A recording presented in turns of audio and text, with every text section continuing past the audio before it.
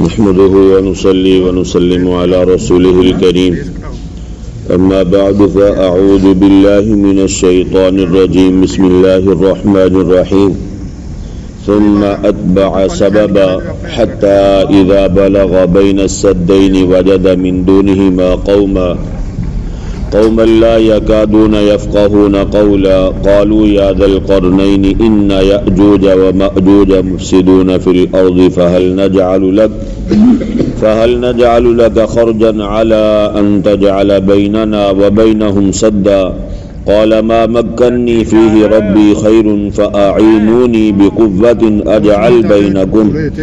أجعل بينكم وبينهم ردما آتوني زبر الحديد حتى إذا ساوى بين الصدفين قال انفخوا حتى إذا جعله نارا قال آتوني أفرغ عليه قطرا فما استطاعوا أن يظهروه وما استطاعوا له نقبا قال هذا رحمة من ربي فإذا جاء وعد ربي جعله دكاء وكان وعد ربي حقا صدق الله العظيم وبلغنا رسوله النبي الكريم ونحن على ذلك لمن الشاهدين والشاكرين والحمد لله رب العالمين اللهم صل على سيدنا محمد النبي الأمي وعلى آله وبارك وسلم ثم اتبع سببا پھر وہ پیچھے پڑ گئے سامان کے حتی اذا بلغ یہاں تک کہ جب وہ پہنچا بین الصدفین دو پہاڑوں کے کناروں کے درمیان وجد من دونہما قوما پایا اس نے ان دونوں کے اس طرف ایک قوم کو لا یکادون نہیں قریب تھا یفقہون قولا کہ وہ بات کو سمجھتے قالوا انہوں نے کہا یا ذا القرنین اے ذو القرنین ان یأجوج و مأجوج بے شک یاجوج اور ماجوج مفسدون فی الارض فساد مچاتے ہیں زمین میں فہل نجعل لک خرجا بس کیا ہم بنائیں آپ کے لیے کوئی چندہ علی اس بات پر ان تجعل کہ آپ بنائیں بیننا و بینہم سدا ہمارے درمیان اور ان کے درمیان رکاوٹ قال فرمایا ما مکنی فیہ وہ چیز جس میں مجھے قدرت دی ہے ربی میرے رب نے خیرون بہتر ہے فاعینونی پس تم تعاون کرو میرے ساتھ بقوت قوت کے ساتھ اجعل بینکم تاکہ میں بنا دوں تمہارے درمیان و بینہم اور ان کے درمیان ردما دیوار آتونی زبر الحدید لاؤ میرے پاس لوہے کی چادریں حتی اذا ساوا یہاں تک کہ جب برابر کر دیا بین الصدفین دونوں کناروں کے درمیان قال فرمایا انفخو پھونکو تم آگ کو حتی اذا جعلہ نارا یہاں تک کہ جب کر دیا ان چادروں کو آگ کی طرح سرخ قال فرمایا آتونی افرغ علیہ قطرا لاؤ میرے پاس ڈال دوں میں اس پر تانبا پگھلا ہوا فما استطاعوا ان يظهروه بس نہ طاقت رکھی انہوں نے یہ کہ اس پر چڑھ سکیں وما استطاعوا له نقبا اور نہ طاقت رکھی انہوں نے اس میں سوراخ کرنے کی قال فرمایا هذا رحمت من ربی یہ رحمت ہے میرے رب کی طرف سے فاذا جاء وعد ربی پس جب آئے گا میرے رب کا وعدہ جعلہ دکاء کر دے گا اس کو ہموار وکان وعد ربی حقا اور ہے میرے رب کا وعدہ سچا عزیزان گرامی 16واں سپارہ سورہ کہف آیت نمبر 92 سے لے کے 98 تک یہ چند آیات کا ترجمہ آپ حضرات کے سامنے کیا ہے بات چل رہی تھی ذوالقرنین کے سفروں کے بارے میں کہ ذوالقرنین بادشاہ تھے علم والے بھی تھے اور عمل والے بھی تھے اور اس کے ساتھ ساتھ اللہ نے پوری دنیا کی بادشاہت بھی عطا فرما رکھی تھی انہوں نے پہلے 2 سفر کیے ایک مغرب کی طرف اور دوسرا مشرق کی طرف آج ان کے تیسرے سفر کا تذکرہ ہے جو انہوں نے کیا تھا یعنی تیسرے سفر کا تذکرہ ہے جو ایسی جگہ پہ کیا کہ جہاں پہاڑی سلسلہ ہے اور 2 پہاڑ آپس میں یوں ملتے ہیں اور بہت بلند پہاڑ ہیں برف ان کے اوپر ہر وقت پڑی رہتی ہے اور اس کے درمیان میں درہ تھا جگہ خالی تھی کافی ساری بہت لمبی چوڑی اس میں سے ایک اس طرف لوگ رہتے ہیں اور ایک دوسری طرف رہتے ہیں جو دوسری طرف والے لوگ ہیں وہ ظالم ہیں لوٹ مار کرنا عورتوں کو اٹھا کے لے جانا اس طرف آ کے وہ بدماشی کرتے تھے ان کی عورتوں کو اٹھا کے لے جاتے، مال و دولت لوٹ کر لے جاتے، قتل و غارت گری کرتے اور بھاگ جاتے. ٹھیک ہے بھائی. تو یہ بیچارے بہت تنگ تھے. اللہ تعالیٰ نے ذوالقرنین بادشاہ کو متوجہ کیا اس طرف. جب ذوالقرنین بادشاہ وہاں گئے اور جا کر معاملات کو دیکھا تو انہوں نے زبان ان کی اور تھی. ذوالقرنین ان کی بات کو نہیں سمجھ پا رہے تھے اور وہ ذوالقرنین کی بات کو نہیں سمجھ پا رہے. جیسے ہم لوگ عرب میں چلے جائیں یا انگریزوں کے پاس چلے جائیں تو وہ ہماری نہیں سمجھے گے، ہم ان کی نہیں سمجھے. تو کوئی ترجمان ملا، ترجمان نے پھر ان کی باتوں کو ایک دوسرے کے سامنے بیان کیا. تو انہوں نے اپنے سارے حالات بیان کیے کہ ہمارے ساتھ یہ معاملہ ہے، ہمارے اندر اتنی طاقت نہیں ہے کہ ہم اس درے کو کیا کر سکیں بھائی، بند کر سکیں. یہ لمبی چوڑی یعنی یہ دیوار ہے یا درہ تھا بہت میلوں کے اعتبار سے. تو اسی بات کو اللہ تبارک و تعالیٰ نے بیان فرمایا کہ ثم اتبع سبابا، پھر پیچھے پڑ گئے سامان کے، یعنی سفر کے لیے جو سامان ضروری تھا وہ انہوں نے مہیا کیا. یہاں سے تیسرے سفر کا تذکرہ. حتی اذا بلغ بین السدین، یہاں تک کہ جب پہنچا دو پہاڑوں کے دو کناروں کے درمیان. سدن کا معنی ہے پہاڑ کا کنارہ. بڑے اونچے اونچے پہاڑ تھے اس طرف بھی اور اس طرف بھی، اور ان پر برف جمی ہوئی تھی. درمیان میں ایک درہ تھا.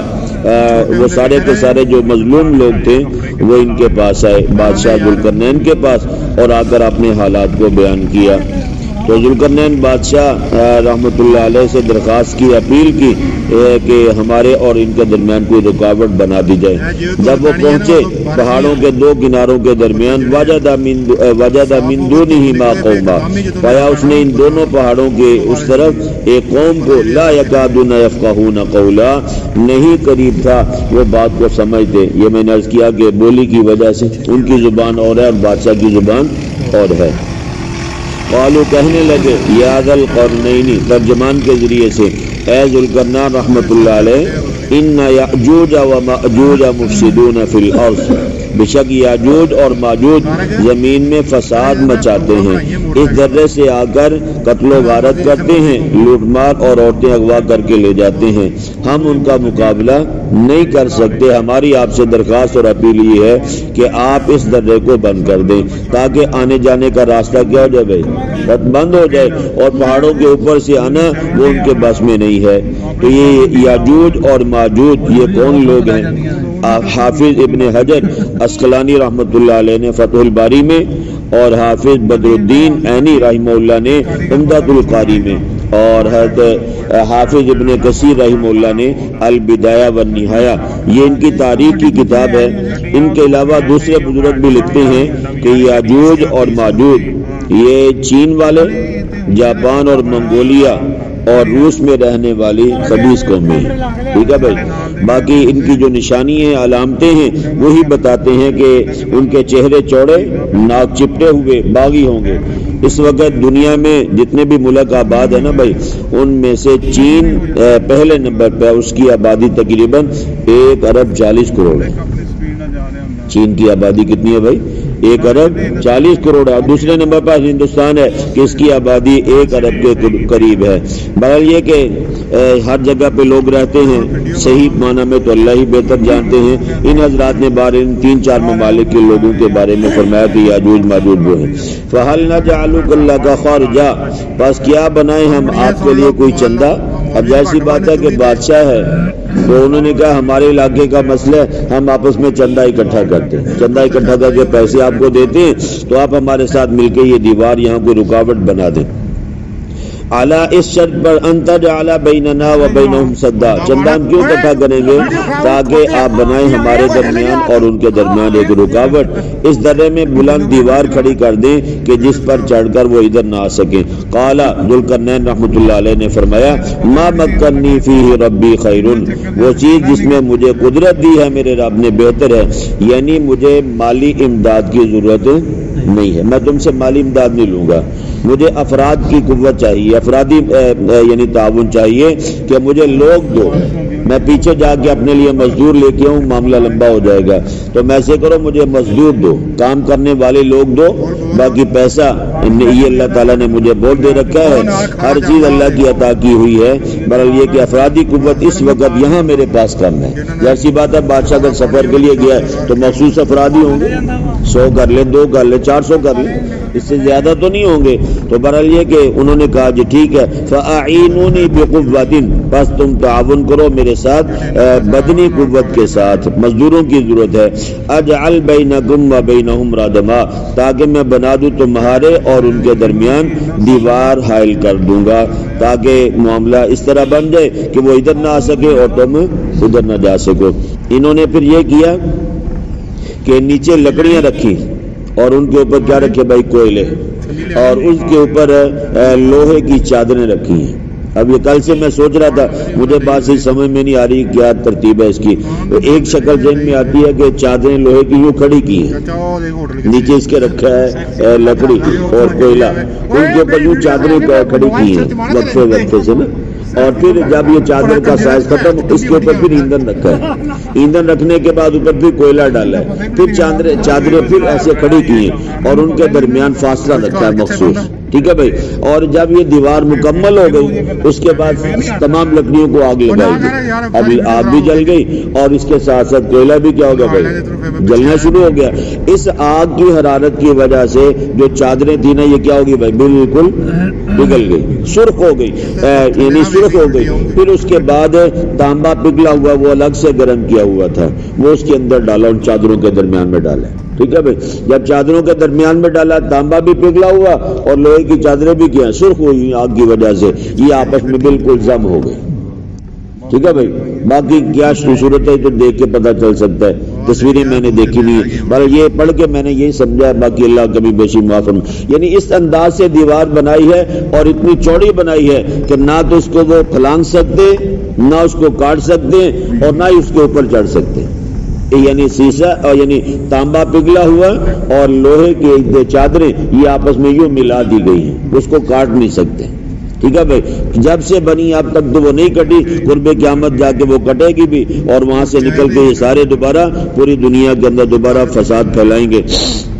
دوبارہ یہ کہ یہ دیوار بادشاہ نے بنائی ہے اور بنانے کے بعد اس انداز سے بنائی ہے کہ انسان کی عقل حیران رہ جاتی ہے کہ پگھلا ہوا تانبا وہ اوپر جا کے انہوں نے کیسے ڈالا ہے، مشینری تو تھی نہیں، ٹھیک ہے بھائی۔ جیسے احرام مصر ہے وہ نہ جانے کتنے یعنی کئی سینکڑے اس کی بلندی ہے، بڑے بڑے پہاڑ پتھر اوپر لے کے گئے ہیں، منوں کے حساب سے وزنی پتھر ہے، اس وقت مشینری تو تھی نہیں۔